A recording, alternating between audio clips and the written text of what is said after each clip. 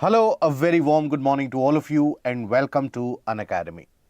Welcome to today's The Hindu newspaper analysis, where we take a look at the Delhi edition of today's newspaper and analyze the important articles relevant for your prelims and the mains examination.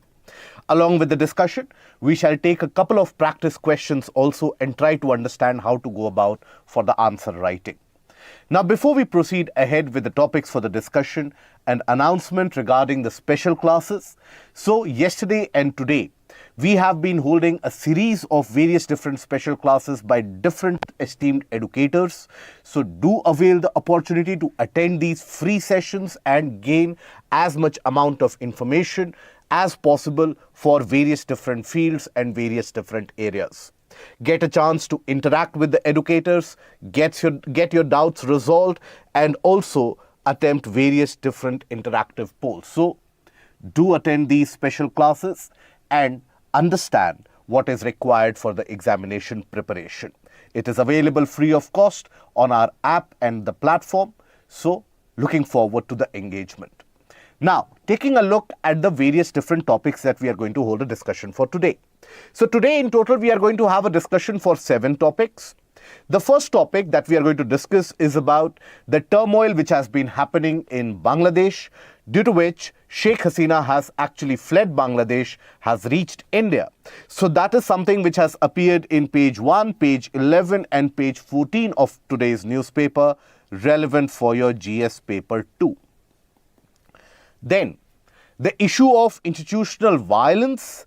This is the gender-based violence that are happening in various different parts of the country, and the lack of sensitivity when it comes to the institutions, when it comes to the officials in terms of tackling the violence. So this is something which has appeared in the editorial section, relevant for your GS paper 2, 1 and GS paper 2. Then, powering India's future in terms of renewable potential and renewable energy generation, what is required and what are the achievements that India has already garnered in the energy generation sector, that has appeared in page 7, relevant for your GS3. Then, why was customs duty hike imposed on chemicals? So there has been a rollback of the customs duty hike which was imposed on imported chemicals from around 250% back to its original position, close to around 10%. So why is that the case and why did it create so much of noise? So that is again something we are going to try to understand. What is the issue with the aspect of laboratory chemicals, relevant for your GS paper 3. Now, certain topics we are going to mention and discuss very briefly for the prelims perspective. Services PMI signals mild dip but still indicates a kind of an expansive nature, appeared in the business page. Arsenic impacted rural habitations in India, crossed the figure of 300. We are going to take a look into the regions impacted by arsenic contamination and also what happens as a result of the contamination by arsenic from groundwater. So we are going to utilize this small snippet of the newspaper to look into arsenic contamination. And the Myanmar junta loses control of the Lashio region in Myanmar. So here we are going to take a look into what is that Lashio region. So these are the topics that we are going to hold a discussion for today. Starting with the first topic, and the most burning issue for the past few days, for the past couple of days at least, is the fact that the turmoil in Bangladesh has reached a crescendo, has reached a new peak. And you have had more than 300 people killed in the past few days due to the violence which has erupted on the streets. The situation came to a tipping point yesterday, where after meeting with the army chief, Sheikh Hasina actually decided to move out of the country. Along with her sister and along with the close relatives, she moved out of Bangladesh. She flew out of Bangladesh in a military chopper, and it was expected that she would be living in Agartala or she would be housing in Agartala. But then the news reached that she has actually landed in the Hindon Air Force Base, which is near Delhi. Hindon Air Force Base, it is named after the Hindon River, which drains through the city of Noida. So it is in the externalities of Delhi. Now, After reaching there, at the Hindon Air Force Base itself, she has had a meeting with the National Security Advisor, Ajit Doval, and also she has had multiple different meetings with various different government officials. The government yesterday actually called up the meet for the Cabinet Committee on Security, which tells you about the seriousness of the issue. And at the same time today, the government has called an all-party meeting with regards to the Bangladesh crisis. So this is a kind of an issue which is boiling over, and it has got all the potentials to put various different risks that can be imposed on India. So very briefly, we shall talk about what these protests are about, why they are happening, and what is the outcome of it and the impact on India. We have done a detailed video with regards to the Bangladeshi crisis yesterday. It has been uploaded on our YouTube channel. The link will be provided in the description below. Please do take a look at that in order to understand the overall history of Indo-Bangladeshi relations and how the situation came to such particular turning point. Starting first of all, when we talk about the timeline, here, let us simplify and understand what actually is happening in Bangladesh. Now, Bangladesh has always had a kind of a dominance by two-party systems. Now, this political party, that is the Awami League, which is led by Sheikh Hasina herself. Now, you have to understand that Sheikh Hasina is a political heir to Sheikh Mujibur. Now, Sheikh Mujibur, also known as the Bangabandhu, who has been credited with providing independence to Bangladesh in the 1971 war. Now, after providing that independence, Sheikh Mujibur was actually hounded by the armed forces, and eventually the entire family was massacred. Sheikh Hasina and her sister, they were the lone surviving members. Rest of the family, the sons, 3 sons of Mujibur, all of them were killed in that deadly massacre. Now, Sheikh Hasina managed to escape that massacre because she was not in Bangladesh at that point of time. When she came back, she tried to revive the legacy of her father, Sheikh Mujibur. Now, at that point of time, she faced a political opponent in the form of BNP, that is led by or headed by Khalida Zia. Now, so you have to understand that there are these two players in Bangladesh. One is the Awami League, and the other would be the BNP, led by Khalida Zia.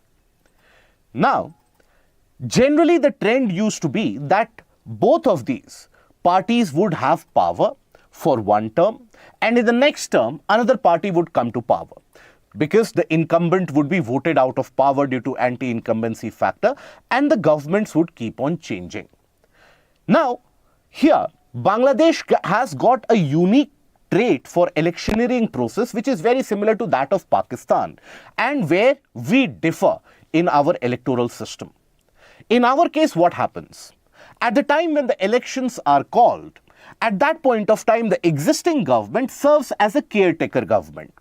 And under that government, that is when the oversight of the electioneering process happens and the elections are run. While in the case of Pakistan, and so also in the case of Bangladesh, the system used to be that once the government's term would end, there would be the appointment of a caretaker government. A separate caretaker government would be appointed, and that caretaker government would then oversee the elections, and after that the new government would be sworn in. Now, this would be the trend. Now, when Sheikh Hasina came to power, now there were a lot of economic success stories initially which were crafted in. Bangladesh's per capita income rose at a tremendous rate. Bangladesh, for a substantial chunk of time, became the fastest growing economy, emerging economy in the region.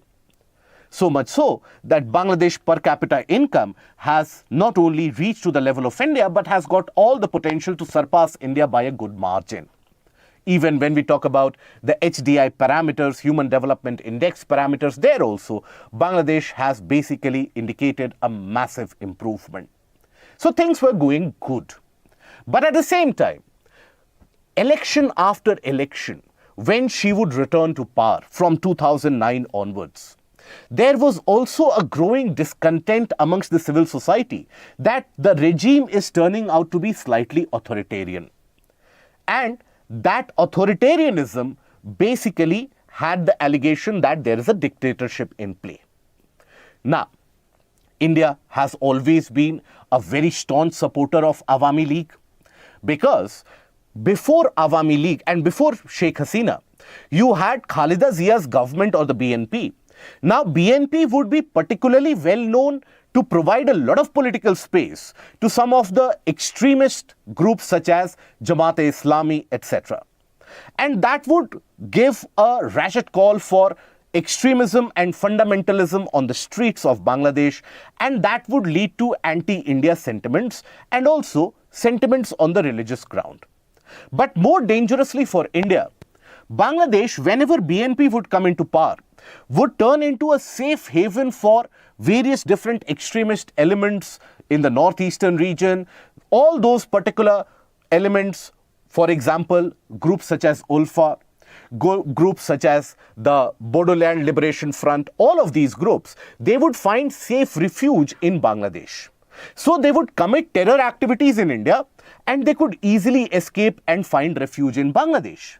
Despite all the repeated requests by India, the people were not repatriated back, and India continued to suffer from a surge of violence in the northeastern provinces of India, and that is a very sensitive underbelly for us.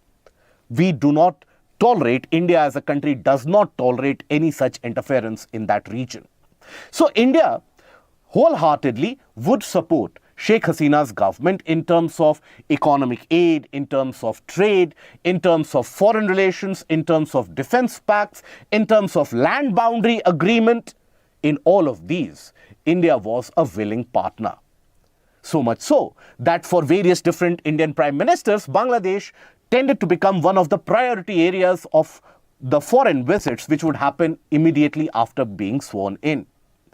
So that is where Indo-Bangladesh relations were so very good and were on an improving scale that the rising sentiment against the Sheikh Hasina government slowly and steadily was utilized by groups like Jamaat-e-Islami, and that sentiment was turned into anti-India sentiment, which has been in existence for the past couple of years now. You had Boycott India campaign, a very vicious campaign which was launched on the streets of Bangladesh. And that basically involved boycotting of Indian goods and also moving on to the extent that any Bangladeshi film star should not be working in Indian films, etc. So the entire Boycott India campaign was on the surge. Now, this was the prevalent condition. Now then, Sheikh Hasina, when she was in government, she passed a constitutional resolution and an amendment by which the entire concept of caretaker government was abolished. That is, she made a system that the existing government will only oversee the elections. Now, this works for India. But in Bangladesh, this was something which could not work. Why? Because immediately after this, when she called up the elections, at that point of time, you basically had the government diktat where the opposition party was banned. BNP, majority of the legislators of BNP were banned from elections. So it was a shambolic election, right? Where you don't have an opposition. Where let's suppose you are the batsman, or let's suppose you are the judge, jury, executioner, everything, you are the sole person responsible. So the election was won by a landslide victory. And this happened in January 2024. So in January 2024, Sheikh Hasina returned to power again almost unopposed. Now there was a huge global outcry with regards to the shambolic elections, with regards to democracy taking a backslide, with regards to even US raising a very strong protest. Now this was not taken upon kindly by Bangladesh, because US was getting involved in conversations with BNP So it was understood that, okay, another country is getting in conversations with an opposition party. Fair enough, it happens in all the countries. But the US delegates and diplomats also started having conversations and closed-door meetings with Jamaat-e-Islami. That raised severe eyebrows in Bangladeshi administration. And since that point of time, the US-Bangladesh relationships have been on a turmoil. US has been actively trying to push Sheikh Hasina out of power. Now, under the backdrop, when the January elections results were declared, there was a huge protest on the streets. Now, you have to understand that these protests did not emerge out of nowhere. Every particular protest basically has got a backdrop. So what went wrong for Bangladesh? You see, in the case of Bangladesh, you had a scenario where it was a kind of an economic darling of the region of South Asia. In the sense, it was growing rapidly, it was improving all the other sectors of economy, it was opening up the trade, the lives of people were improving. But then, the Russia-Ukraine war happened. At the time when the Russia-Ukraine war happened, what was the result of that? Now, immediately across the world, Russian oil was banned, isn't it? Few of the countries like India, they managed to continue to import the Russian oil and thereby keep the prices in check. But due to that Russia-Ukraine war, the fuel prices simply skyrocketed. As the fuel prices skyrocket, the associated prices of the other sectors, that also increased. So the inflation was significantly higher. Beyond the point, if the inflation rises further, it has a greater impact in the economy in the sense that eventually people don't buy the goods. So that raising fuel prices eventually led to huge amount of unemployment. Now, this was already the mood on the streets.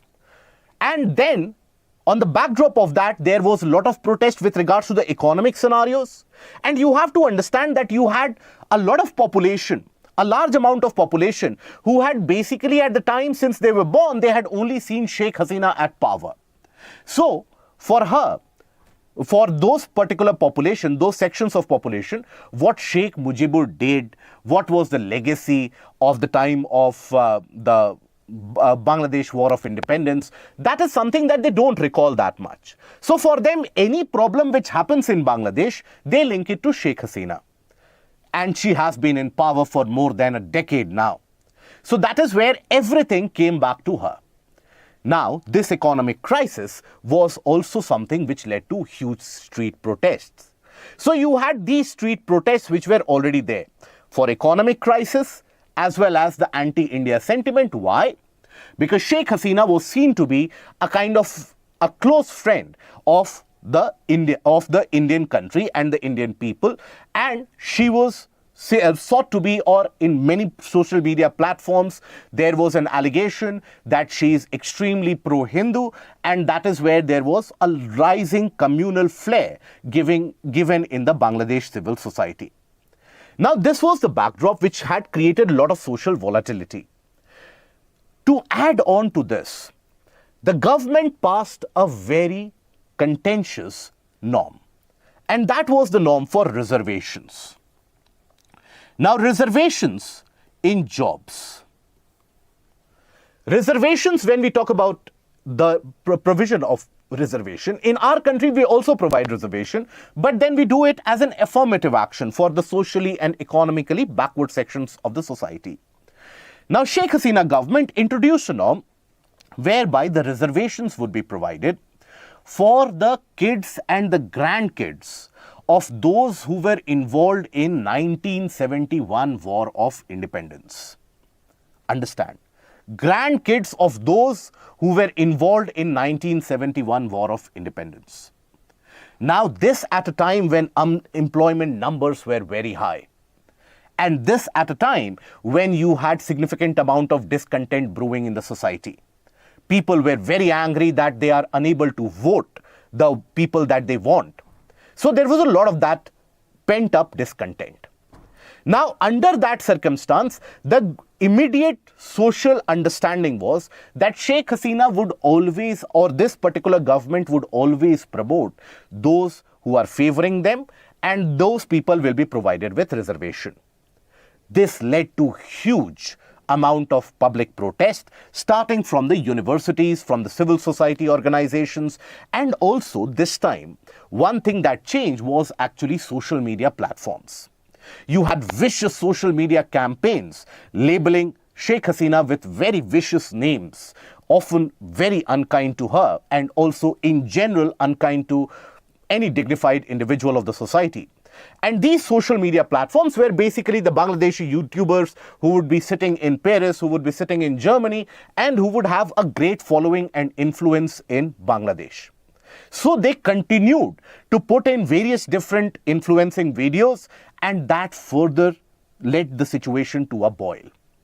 Now, the government came down very strongly on the protesters, as a result of which more than 300 people were killed in the event and the incident. As a consequence of that, yesterday, as per the army chief of Bangladesh, they went to Sheikh Hasina and they asked her to basically vacate. And she came to India. Now, this is what the backdrop of the entire situation is. Now, Sheikh Hasina's own sister, Sheikh Hasina and her sister, both have come to India. Now, Sheikh Hasina's own sister, she's a UK citizen. And Sheikh Hasina has applied for asylum in UK.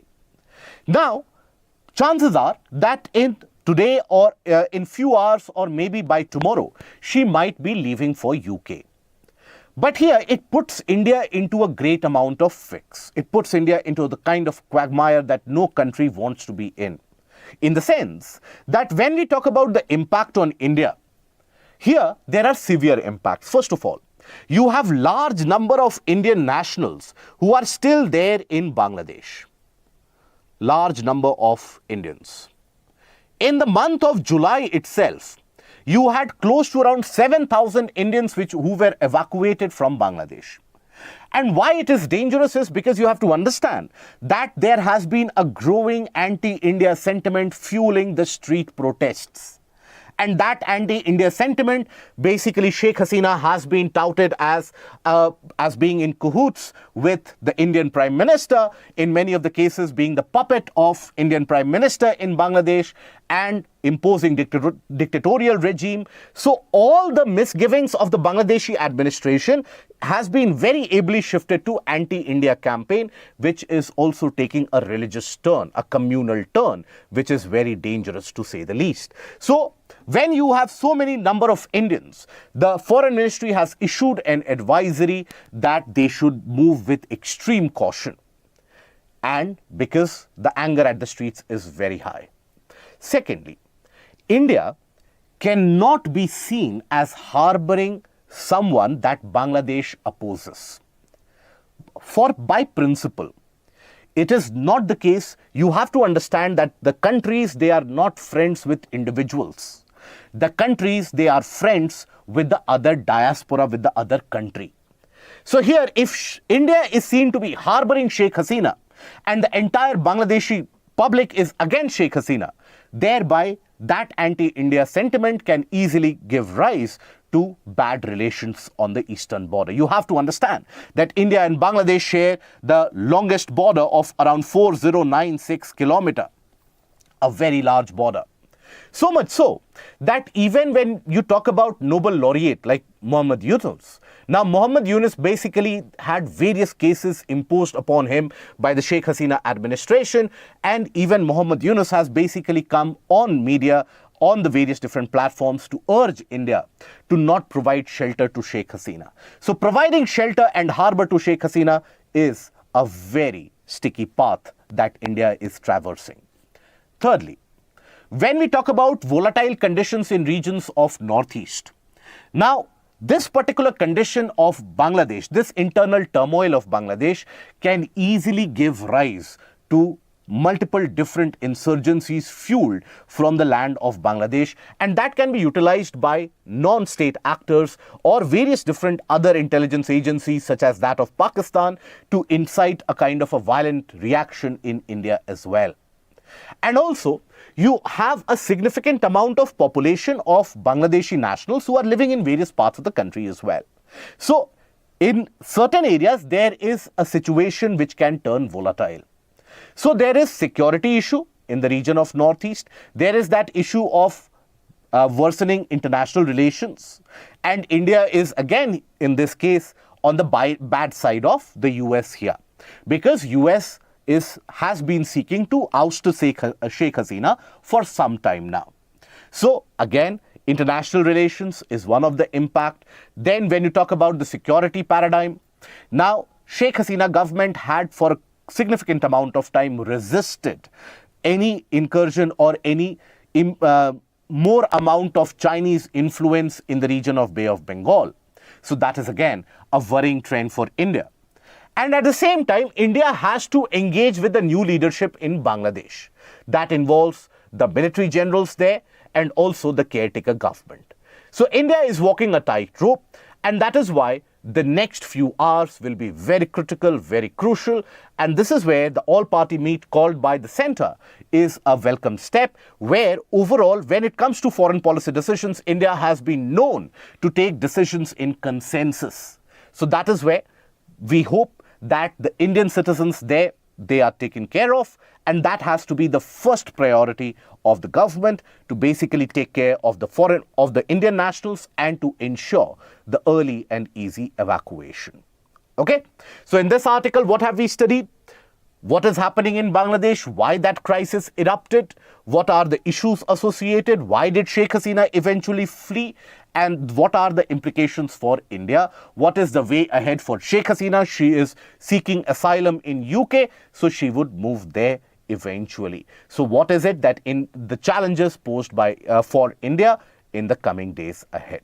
For greater detail for the Bangladeshi crisis, do look at the video on our YouTube channel, which has been uploaded yesterday. Now moving on to the second article, the issue of institutional violence and addressing it. This has appeared in the editorial section, and this talks about the gender-based violence which the women members of the society they face, and the lack of institutional sensitivity against it. Because you would have come across a common trend, a common norm, that any individual who suffers from violence, when they go out to seek justice, rather than justice being given to them, there are so many different rules, regulations, and various different stringent procedures that they have to follow, that oftentimes the victims, they are treated as accused, and then the reportage of the cases don't happen again. So when we talk about the gender-based violence, that is a major problem across the world, but a significantly large problem in India as well. When you take a look at the domestic violence which is being imposed or which is being caused in various parts of the country, you have a whopping figure of close to around 77% of the women who don't even report it, not even to their closest relatives. And the few of them who manage to gather the courage to go against the society and to report that gender-based violence, then if the officials and if the institutions treat them with apathy, that is the worst that can be done on any survivor. So this article talks about the survivor-based model for better institutional interventions and better management of these gender-based violence. So when we talk about the issues at hand, what are the various different issues that we are presently facing?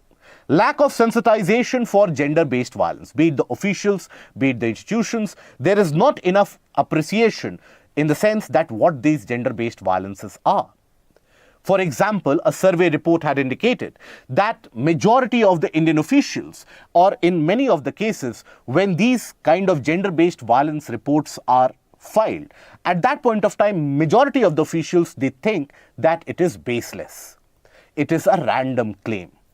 So that is where the sensitization for the gender-based violence is not there. Oftentimes, when victims go to the police stations to file a case, they are coerced by the police officials themselves to not file the case and to resolve the issue amicably.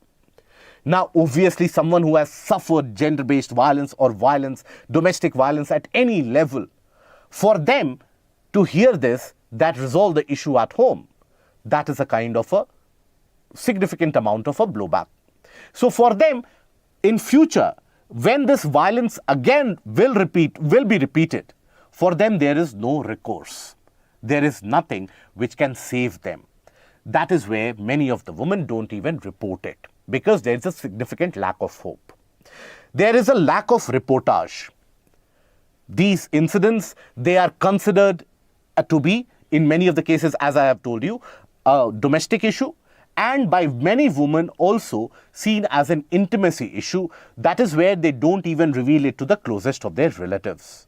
And the situation worsens. Once a gender-based violence or once a domestic violence happens, it will get repeated. It eventually gets exaggerated. So, for that, reportage needs to be done.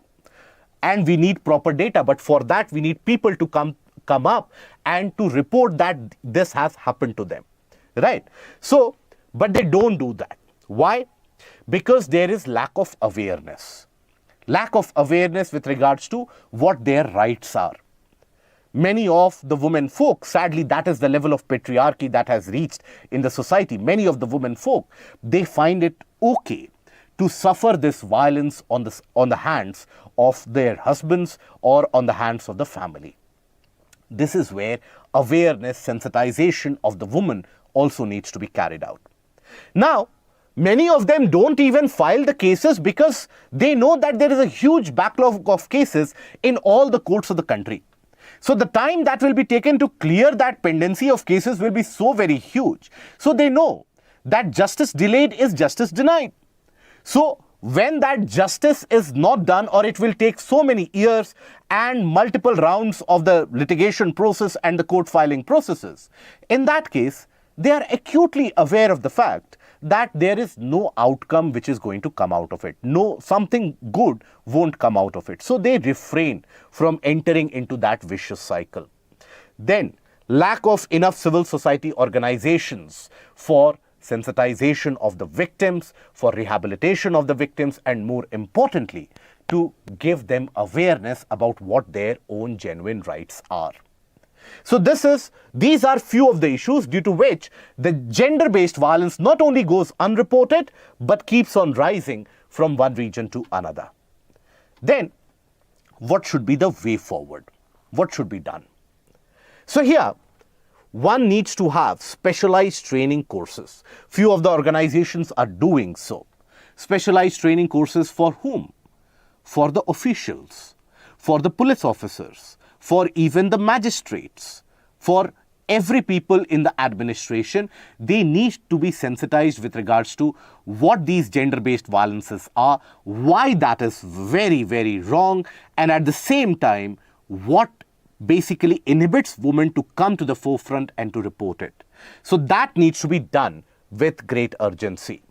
Then awareness drives by the NGOs at the local level, at the level of the society, so that women are aware of their own self-individual rights, the rights of their body, that they are the masters of their own body and nobody has got the right to basically infringe any kind of violence upon them. Then government campaign against gender-based violence. Now this can be done by both the government as well as the civil society organizations, where both of them can work in tandem. And not only awareness, mass awareness campaigns can be driven, but at the same time, they can encourage more people to come up and to report the issue.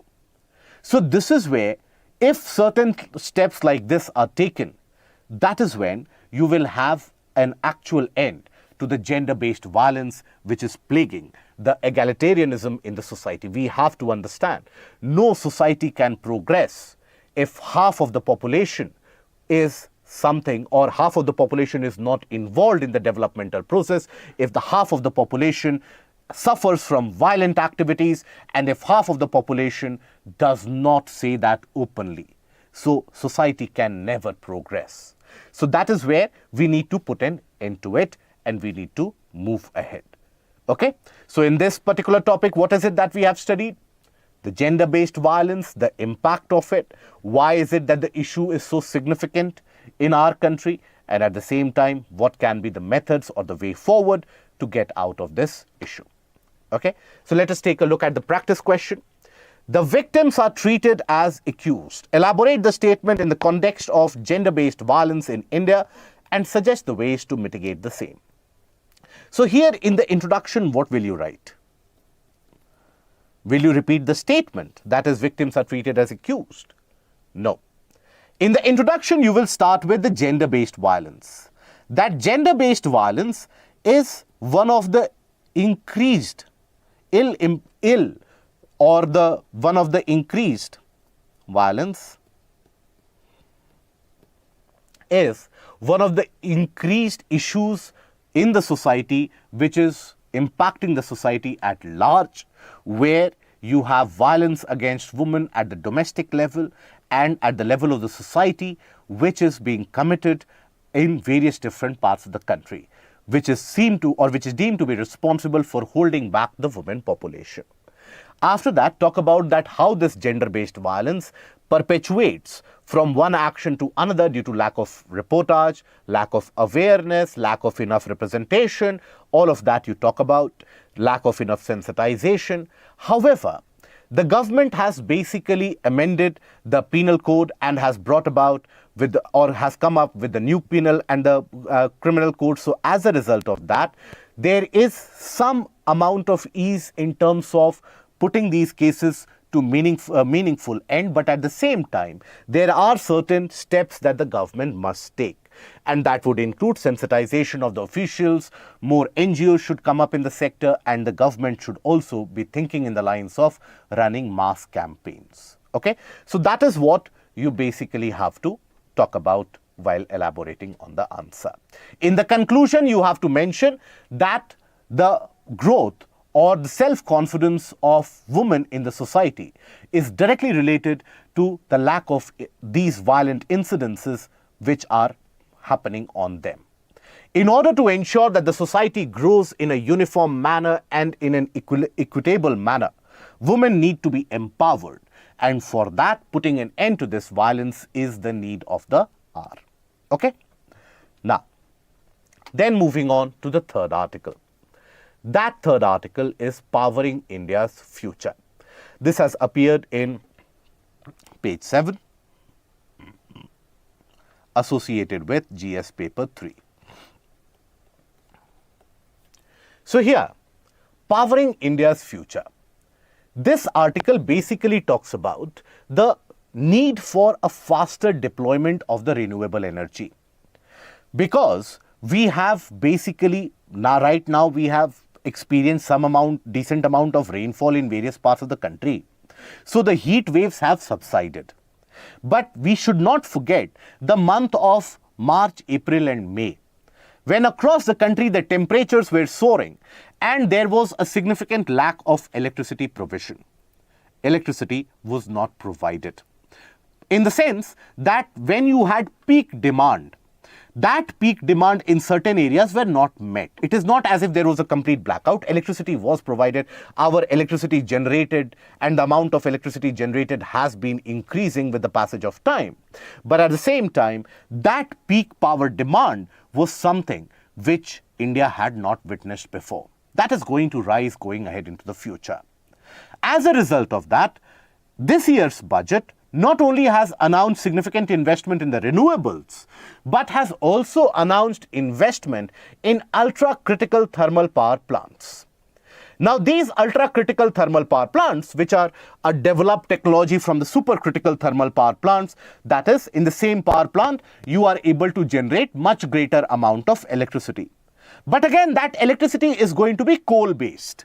So while we are in the midst of the impact of climate change and the world is moving away from the burning of the fossil fuels, India is looking to reinvest in advanced technology for thermal power plants.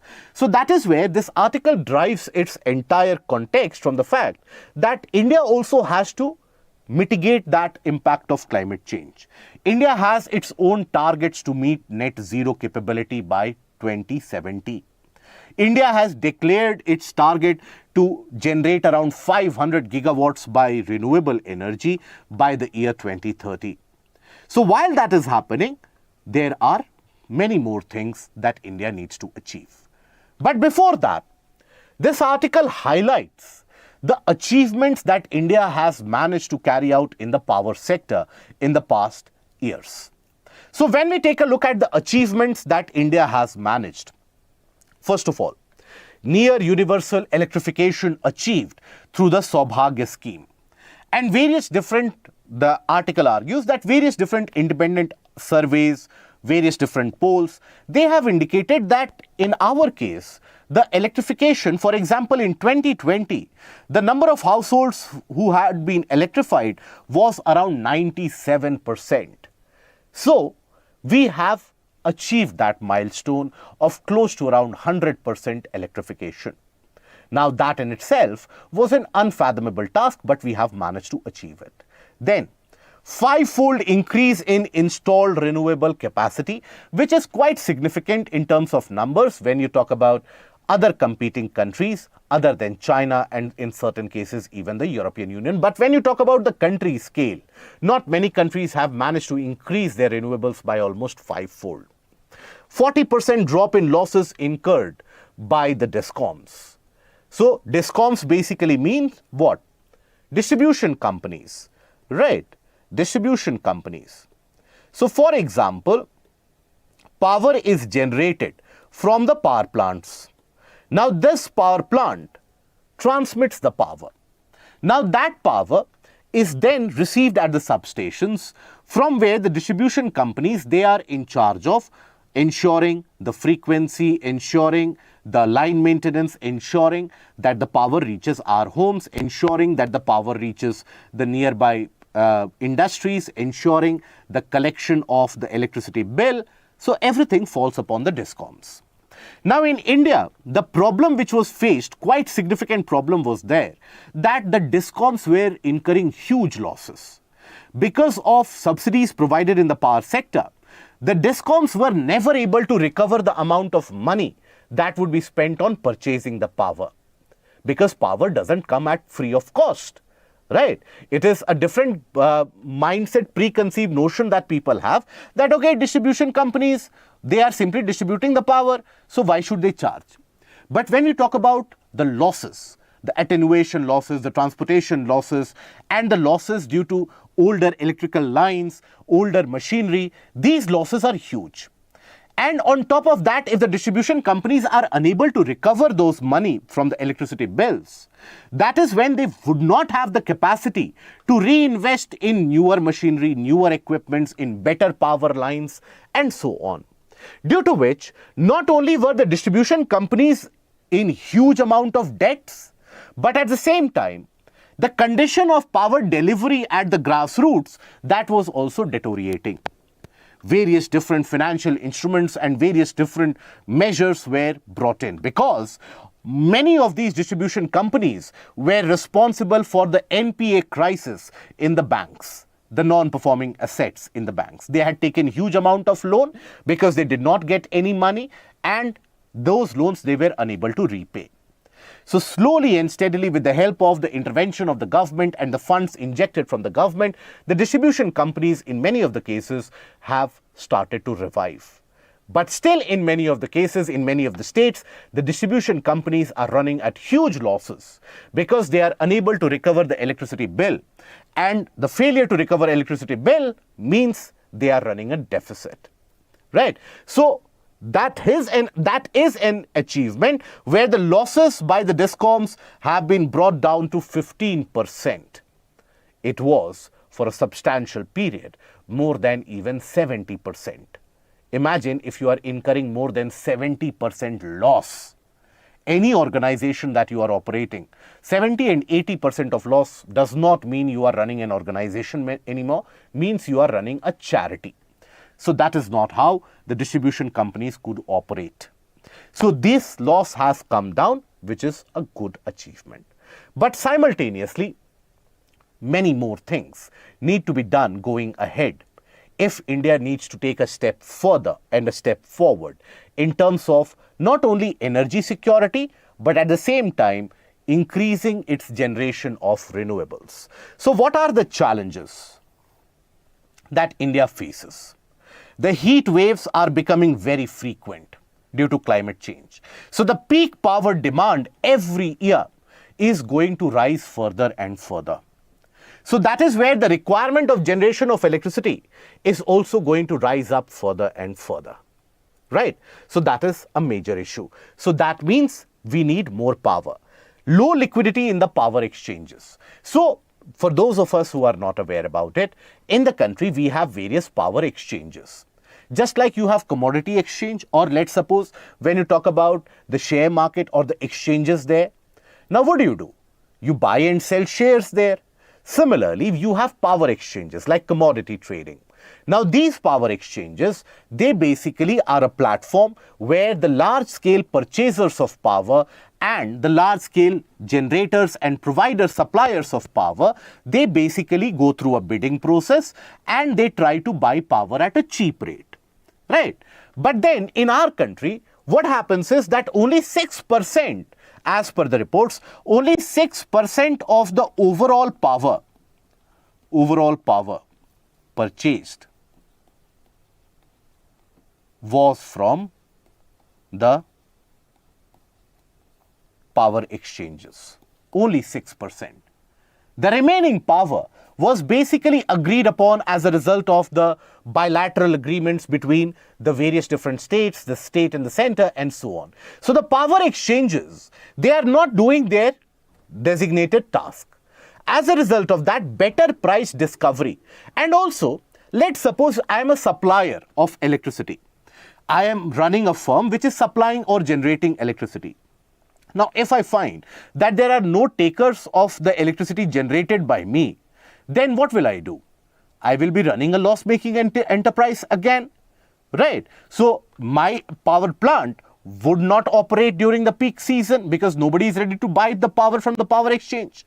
So even for the suppliers, this posed a significant amount of issue, significant amount of problem in terms of lack of encouragement and lack of incentive to generate power at a cheaper rate or generate more power. Lack of enough storage solutions. Now, for renewables, you need a mastered storage solution. You need the battery technology to evolve. In India, that rate of increase or expansion of technology is not happening with the desired rate. So because of that, even the expansion of renewables which are happening, that are not happening at the pace which is desired for a country of scale of India. We need better R&D and better battery technology to store these renewables for a longer time. Then speed of deployment of renewables. Now we might feel happy that our overall deployment of renewables has increased 5 times, right? But in the past year, or before that, just to give you the context, in India, overall renewable power generated capacity is around 144 gigawatts. All the accumulated power capacity. In the pipeline, there are many different power sectors or many different solar power plants, wind power plants, small hydroelectric projects, etc., which are also being constructed. So once all of them will come to fruition, that is around 128 gigawatt extra, right, which is in the pipeline, which is under construction, under commissioning in various different stages. So overall, if you add this on, how much does it come out to be? It comes out to be roughly around 272 gigawatt. Once everything that India has and everything that India is building, when everything comes online, India will have 272 gigawatts of power, renewable power. Now, when we talk about China in the last year alone, not about the total accumulated generation, in the last year alone, China added 300 gigawatt of renewable power. In the last year alone, including solar and wind. So this is the rate of deployment which countries like China are doing. And in India, the speed of deployment is not very high, due to which, when the time or the requirement of the need comes, the government looks towards the thermal power again, that we can generate thermal power. Right. So that is why that needs to improve. So there are certain measures that India can take going ahead in order to ensure not only energy security, but also growth of renewables. So raising of targets for renewables. Our target for renewable energy is the generation of 500 gigawatts by 2030. This is as per the Panchamrit declarations that India made in the Conference of Parties 26, which was held in December 2021 in Glasgow. So that was basically made at the Conference of Parties for the United Nations Framework Convention on Climate Change. So just a recap for the prelims, that was basically the Panchamrit, a part of Panchamrit declaration that India made, and this was made at Conference of Parties 26 to UNFCCC, which was done in December 2021 in Glasgow.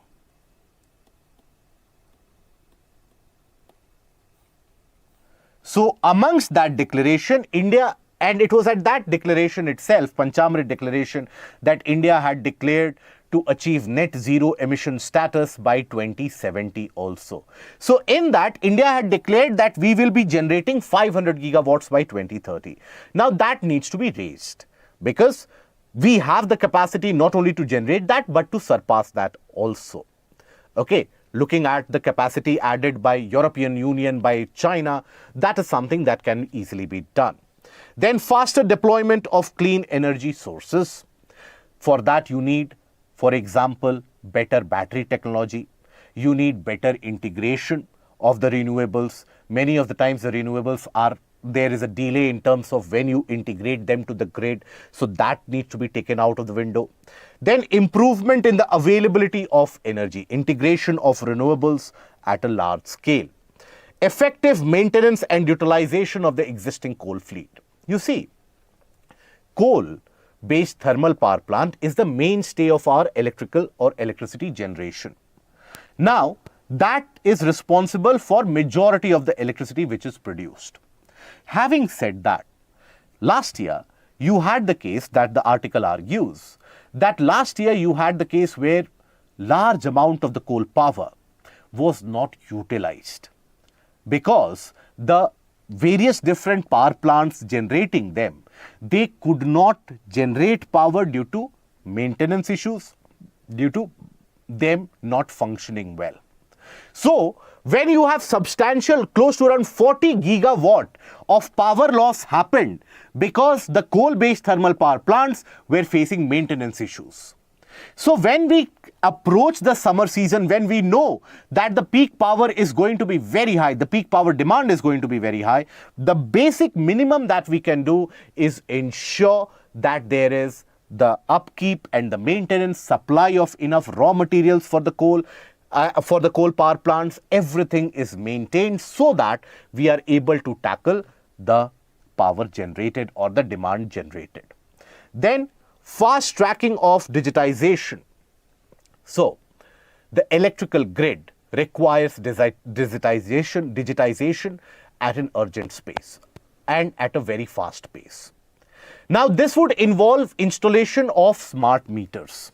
Now the smart meters, they not only are able to capture the line losses, they are also able to predict what the future demand is going to be in that particular area. So that is where the smart meters are particularly handy. Here we can take the example of Bihar and Assam, where you have millions of these smart meters which have been installed. That has ensured that the distribution companies in the region, they are able to predict the peak power demand as well, and at the same time to cut down on the losses which are happening because of leakages. Many people, they simply steal power, right? So those leakage based losses, they can be controlled. So these are some of the steps which can be taken to rejuvenate and also to power the country into the next century. Okay. Now, here, what is it that we have discussed? The achievements of India when it comes to power generation. electrification for all, larger deployment of renewables, lowering of losses by the discoms. But still we have challenges. We are facing the brunt of climate change, heat waves, peak power is very high. We are not deploying at the required pace. There is not enough digitization which is there. Power exchanges are experiencing very low amount of liquidity. So we need to make the power exchanges much more vital and much more important, so that the suppliers, they are encouraged to sell the power there, and you have to restructure the bidding process also, so that the people are encouraged to buy from the power exchanges rather than going for bilateral agreements with the states, so that you have better utilization of the existing capacity. Then the way forward that we have talked about, from faster deployment to better storage structures to the deployment of smart meters to utilization of the existing power plants. Okay? So, the question. India's power sector is in the midst of change, but the change needs to happen faster to combat climate change. Comment. So here, again a 10-marker question. So here in the introduction, what will you write? You can introduce this answer by talking about that India has managed to achieve significant amount of successes in the power generation sector, and that is where India has got further challenges that it faces as it experiences the brunt of climate change. This is one of the approaches of introduction. The other approach of the introduction that you can follow is you can start with the issue of climate change. That as the issue of climate change is incident upon us, one needs to understand that the power demand across the country of a 1.4 billion population is also going to increase going ahead. So India needs to have the power generation sector in the best of its shape. And that is when you can lead to the body that what are the achievements that we have experienced, what are the challenges that confront us, and what is the way forward. Eventually, in conclusion, the growth of the country, growth of any country is directly tied to the amount of power generated and the capability of the country to provide energy security. The continued and sustained growth of India and Indian economy is hence directly linked to our ability to adapt to climate change and at the same time ensure generation of green power. That is what you can talk about, and you can end the answer. Okay? Now, moving on to the next article. Why was a customs duty hike imposed for lab chemicals? So, the basic backdrop of the story is that the Finance Ministry has withdrawn its order for a customs duty hike on laboratory chemicals. Now, as per the budget, there was an increase in the custom duties which would be imposed on the imported chemicals. Imported chemicals such as reagents, enzymes, all of them, right? Oxidizers, corrosive acids, compressed gases, all of them, they come under these imported chemicals. Now, these imported chemicals earlier would be taxed, the customs would be at 10%.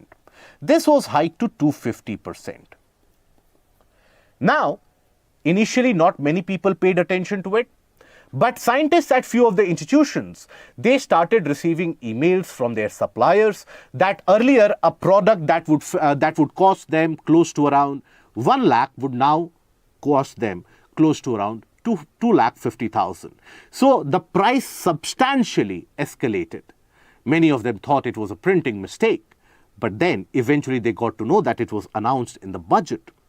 So that is where there was a lot of backlash that at one hand you are trying to improve the science and tech and the research and development domain of the country, and simultaneously on the other side you are increasing the tax on these chemicals. So it did not make sense.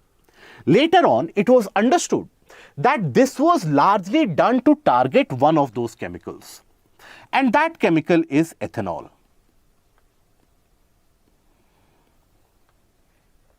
So, ethanol is something that is domestically produced as well, isn't it? When you talk about the sugarcane farmers, the utilization of ethanol, so ethanol is seen as a kind of an effort which can be done, and the production of it can give the farmers increased income. So the country and the administration is trying to improve the ethanol production ecosystem in our country. But then this ethanol, owing to the lower tax bracket of 10%, that was being exploited to import that ethanol in our country and also utilize this ethanol to make various different types of substances, various different types of adulterants, and also in certain cases for the manufacturing of illegal alcohol. Now that alcohol would be supplied in the black market. So that is why, in order to curb this and in order to ensure that ethanol is used domestically, that is why this was done. Now, why it has been rolled back? Because of the rightful decision. That is the case that when you talk about imposing a decision only for ethanol, you have to understand that it impacts the entire industry. It is not only restricted to ethanol. So here, first of all, what is it that we refer to as laboratory chemicals? So the Customs Department defines laboratory chemicals as all chemicals, organic or inorganic, whether or not chemically defined, imported in packings not exceeding 500 grams or 500 milliliters, and which can be identified with reference to the purity, makings of other features to show them to be meant for use solely as laboratory chemicals. Right? In a nutshell, those chemicals which are imported not more than in a quantity of not more than 500 grams or 500 ml, those which have the purity markings and the detailed markings on them, which can be used solely for lab purposes. These are laboratory chemicals. Now, many laboratory chemicals are required for the country. In India, for example, we are referred to as the pharmaceutical hub of the world or the pharmacy of the world. Now, for the manufacturing of various different medicines, for example, you need certain chemicals. Now, that is where the chemicals, if they are going to be costly, the medicines are going to be costly, isn't it? So, pharmaceutical industry would make drugs costly or medicines costly, right? Then, you also have various different generic drugs which are made. Generic drugs as in, let's suppose you have a larger company like GSK or anyone, right, Moderna, anyone, Pfizer, who is manufacturing a very costly drug. Now, you know the chemical formulation. So, you basically replicate that chemical formulation and you reproduce that drug in a non-branded manner. That is a generic drug. In India, owing to the large population below the poverty line and owing to the large requirements of the population also, generic drugs are a lifeline. But the utility and the manufacturing of the generic drug comes from the fact that the exact chemicals need to be added in the exact dosage, in the exact proportion to make that medicine or to make that tablet. Now, if the chemicals themselves are made costlier, then the generic drug industry would also take a backseat. So, impact on generic drugs also. Impact on manufacturing of generic drug. Right? Then, for research purposes, for novelty-based researches, new researches that are carried on, you require the presence of these laboratory chemicals, and all of them almost are imported. Now, here a question might be arising in your mind. On one hand, we are talking about Atmanirbhar Bharat, self-sufficient India. We are seeking to produce everything domestically. So, why is it that we are importing these laboratory chemicals? So, shouldn't the government impose high tax so that we produce these chemicals on our own? The answer is that the production of these chemicals requires very high amount of capital investment. It is not something which happens overnight. Now, you will do that capital investment if you see that there is significant amount of domestic demand. If there is a lot of demand for that in the economy, then you will set up and you will put forward all that capital investment to gain that money. But you know that in domestic industry, you don't have that much demand. You don't have the demand to that scale. So that is why the chemicals are not manufactured domestically, because it is not economically viable. So that is why majority of it is imported. Having said that, as the pharmaceutical industry grows, as the research ecosystem in our country grows, there is going to be eventually a need for manufacturing of these chemicals domestically as well. But as of now, we are far away from that. So till that point of time, the least we can do is not allow the researchers or the scientists get impacted by rising cost. And for that, what do you need to have? Lower imposition of taxes on them. Okay, so we have seen what are these lab-based chemicals, what is the issue faced, and here what can happen going ahead into the future. Now we go to the certain articles relevant for your prelims. Now before we go into the prelims, a task for you. We have discussed about the issues of the power sector, right? We have discussed some of the challenges, some of the way forward. I want you to think about the region, the location that you are living in, and then bring forward your experiences, that what have been the issues in your opinion for the problems in the power generation sector. Why is it that in our country, despite the availability of coal, despite the fact that you have so much amount of power generated by solar renewables as well, we face power shortages? So in your opinion, what is the issue in your region and what can be the way forward? Put that in the comment section and let us see what are the solutions and the out-of-the-box solutions that we can think about. Now, moving to certain articles relevant for your prelims. So here, services PMI signals mild dip, output prices surge. So we had discussed yesterday about the manufacturer's PMI, and that manufacturer's PMI, even though it was in an expansionary phase, it still experienced a slight dip. Today, the details have been released for the services sector based PMI. PMI basically means the purchasing managers index, right? The purchasing managers index. Purchasing managers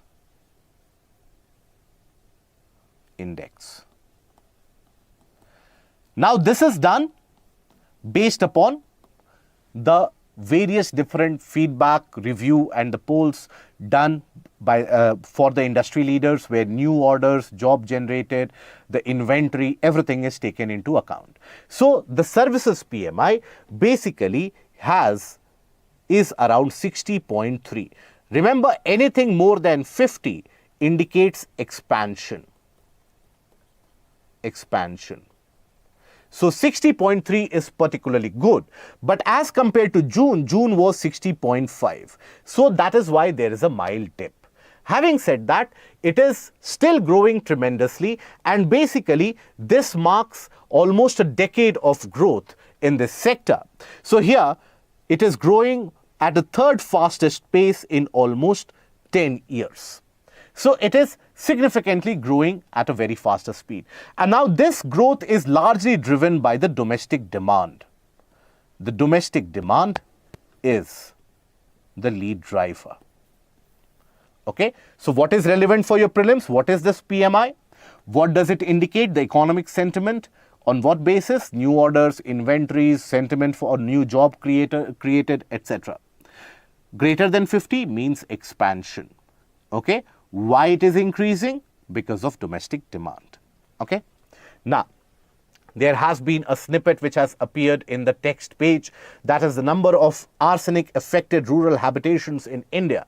That has increased to around 316, right? So here that has significantly been around 316. So here we are going to take a look at the regions impacted by arsenic contamination.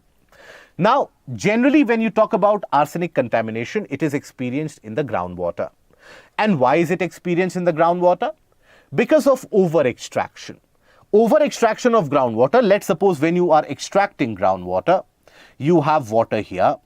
Now, when the water level falls down and you are trying to pump it out, what will happen?